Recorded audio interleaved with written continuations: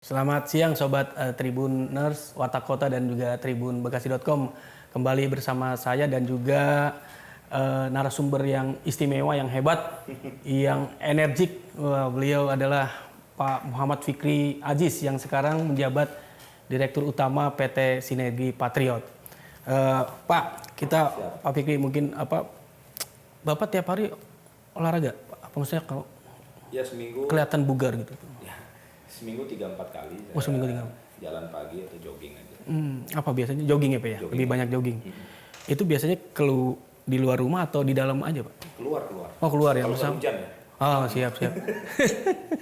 Sama istri dan anak juga? Kadang sendiri, kadang sama istri. Sepedaan enggak? Goes? Belum hobi. Hobi ya lebih. Nah sebelum jabat di Sinergi Patriot Pak, Pak Fikri itu benau di mana aja sih Pak? Sebelumnya Malang Buana kemana aja gitu? Saya kan sebenarnya aktivis. Kuliah di ilmu politik sebenarnya kuliah. Kenapa kuliah ilmu politik? Karena saya dari SMP itu saya senang baca Mas. Wah, Baca buku. Jadi saya baca dulu ada buku menarik itu kan. apa tuh Pak? Marx untuk pemula. Jadi konsep Apa konsepnya? Sosialisme ala Marx. Itu saya baca kelas 3 SMP. 3 SMP udah baca itu. Luar biasa. Terus sampai ke SMA. Mengerti gak tuh Pak? Mengerti waktu pada saat Awal-awalnya kan kelas 3 SMP jarang-jarang baca iya, berat. Betul. Awal-awalnya enggak. Saya baru ngerti banget tentang konsep sosialisme itu kalau nggak salah kelas 2 atau kelas 3 SMA mulai. Setelah saya diskusikan. Jadi memang itu karakternya ternyata. Orang kalau misalnya baca buku awal-awal nggak paham, dibaca aja dulu. Oh gitu. Nanti ketika dia ketemu orang yang lebih paham, ya dia akan merimain.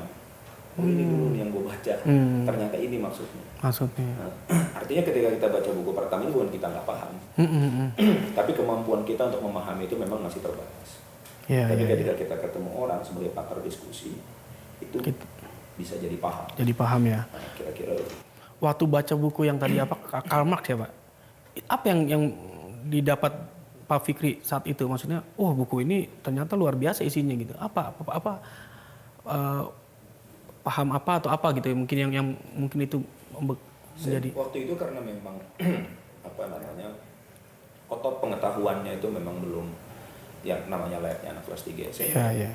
Bahasanya memang terlalu berat. Tetapi ada bahasa-bahasa yang saya ingat lah ya. Misalnya soal perjuangan kelas. Lalu pertentangan antara proletar dengan borjuis. Itu hal-hal yang ya saya kira mudah diingat lah dari Marx. Iya. Cuma kalau misalnya lebih deep lagi, lebih dalam lagi tentang hakikat manusia, yang lebih filosofi lagi, memang itu agak berat. Berat ya. Untuk bisa membaca soal Marx. Nah dari situ itu yang jadi langkah awal Pak Fikri mungkin tertarik untuk terjun ke politik ya Pak, mungkin menjadi seorang aktivis. Ya, kalau terjun ke politik praktisnya memang belum. Belum ya. Maksudnya menjadi seorang aktivis gitu. Ya, sejak saat itu jadi aktivis, diskusi sama teman-teman, masuk organisasi, sampai jadi pimpinan organisasi mahasiswa nasional. Apa tuh Pak? Kami ya. Kami ya. Oke, siap. Jadi sekjennya di umur 23 tahun. Luar biasa ya. Ya karena terlalu muda, terlalu cepat juga. Iya. Pas selesainya. Nah, kalau nggak salah, ayah Bapak juga seorang politisi ya Pak? Ya dulu. Apa karena itu Bapak mungkin Enggak juga. Tapi kalau misalnya kecenderungan untuk rajin baca memang kelihatannya dari ayah saya. Kecenderungan rajin baca dari ayah saya. Kelihatannya begitu. Pak Fikri anak keberapa dari berapa bersaudara Pak? Anak pertama dari 5. 5 ya. Ayah ibu siapa namanya Pak? Mungkin bisa.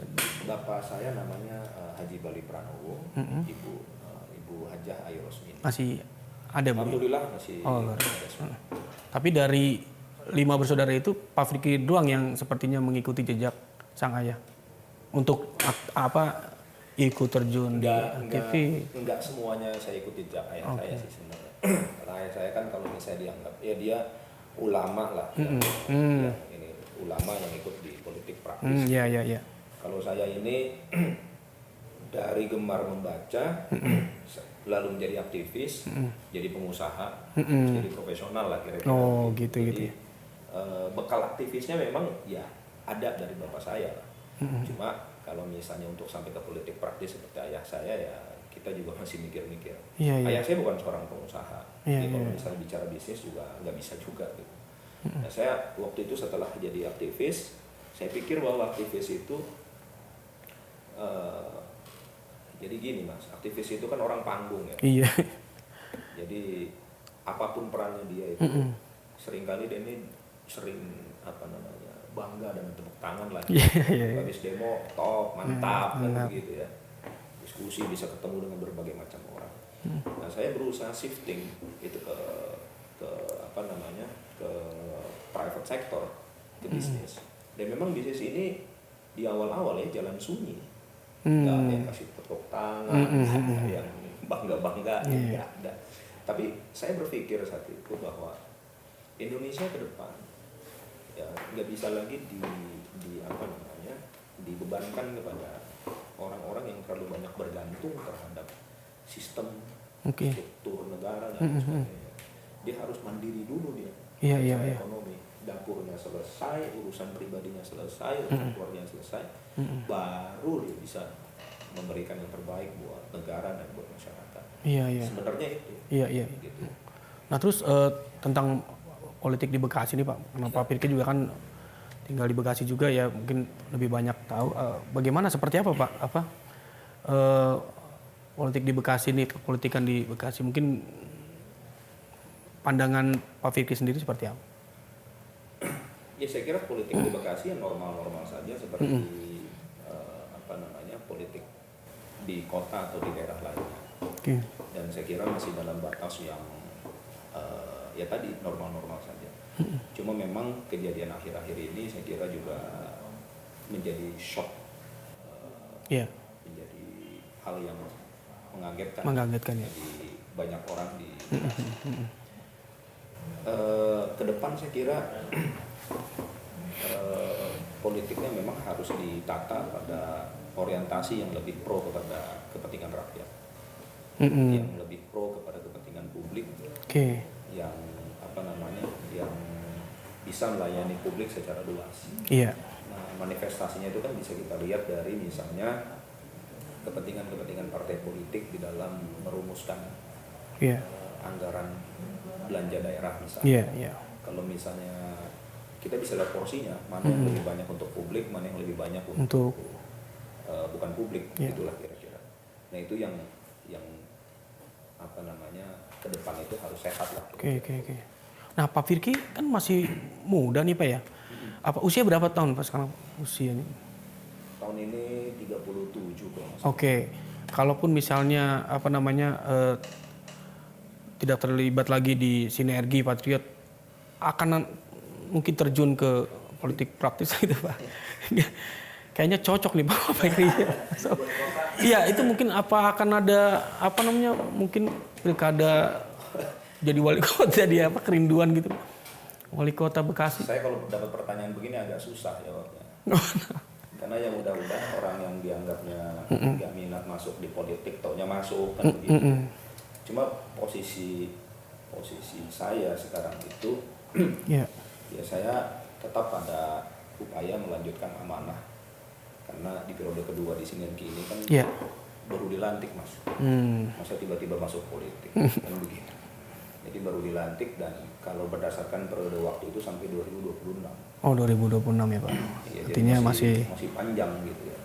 Sedangkan tapi pemilu 2024. Iya. Jadi Ya tapi maksudnya untuk kedepannya gitu masih, artinya di usia Bapak yang masih muda, wawasan Pak Firky juga yang luar biasa gitu kan. Nggak ketutup kemungkinan itu kan pasti akan. Ya semua kemungkinan itu ada. Makanya kita lihat aja. Kalau bagi saya sih yang penting di mana kita mengabdi, di mana kita berkarya, di situ kita harus memberikan yang terbaik gitu. Jangan pernah jadi orang yang tanggung atau setengah-setengah. Jangan pernah jadi orang yang tanggung ya Pak, atau setengah-setengah. Gitu. Sobat Tribuners Warta Kota dan tribunbekasi.com, ketika saya masuk di ruang kerja Bapak Fikri Aziz di kantor Sinergi Patriot, saya melihat banyak foto pemimpin dunia.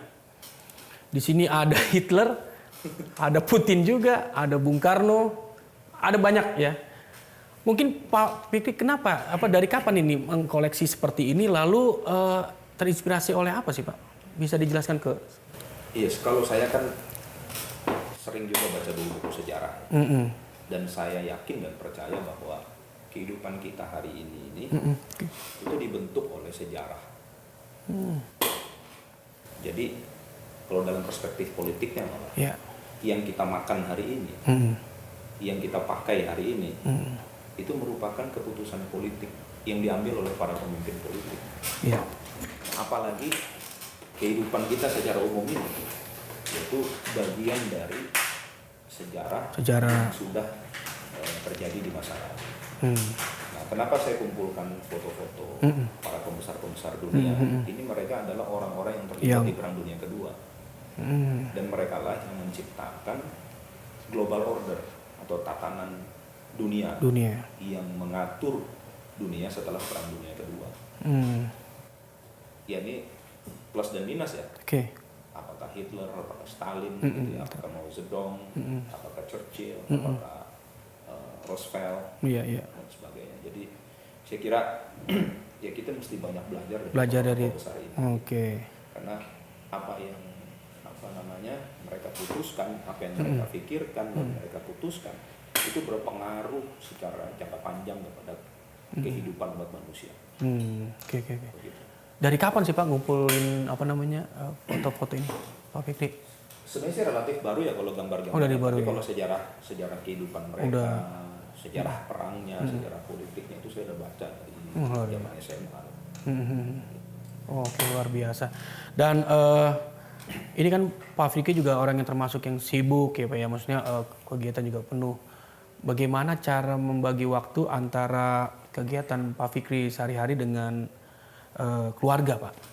Dan tip-tipnya. Ya, itu kalau nggak weekend juga beberapa kali. Hobi saya ini kan, saya sedikit nggak terlalu banyak hobinya Mas. Kalau nggak baca buku, nonton film, masak. Masak juga suka ya? Masak suka. Jadi kadang-kadang kalau misalnya agak luang di weekday begitu di hari kerja ya saya masak dulu. Sama keluarga anak-anak kumpul. Gitu. Masak, habis itu makan, habis itu baru berangkat. Pernah masak apa Pak? Makanan apa yang favoritnya itu? Yang Pak Fikri? Saya pernah masak. Yang keluarga saya suka. Dan Pak Fikri masak sendiri itu, olahan Pak Fikri itu. Misalnya nasi mandi kambing. Nasi mandi. Lalu misalnya rawon. Ya. Kalau khas Bekasinya mungkin kayak gabus pucung. Itu gitu. Pak Fikri udah. Ya, saya masak. Dari mulai milih. Kalau gabus pucung dari mulai milih ikannya, belanja bahannya, saya ngolahnya, dibersihin ikannya sampai dimasak. Ya, saya masak.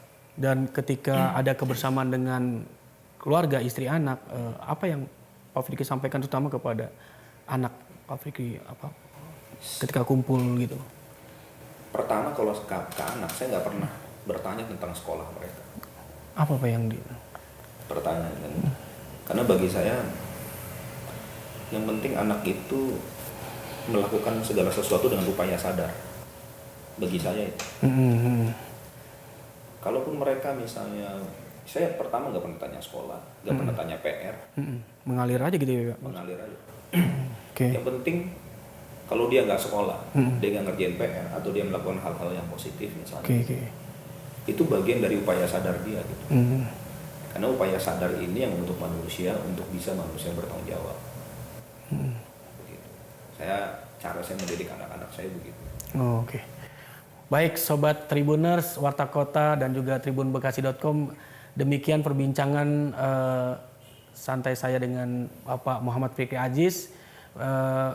Kiranya apa yang disampaikan Bapak Fikri Aziz ini boleh menjadi menjadi inspirasi bagi kita semua. Baik, mungkin sama-sama kita salam Pak Fikri. Salam sehat ya Pak. Gimana Pak? Salam semangat. Salam semangat.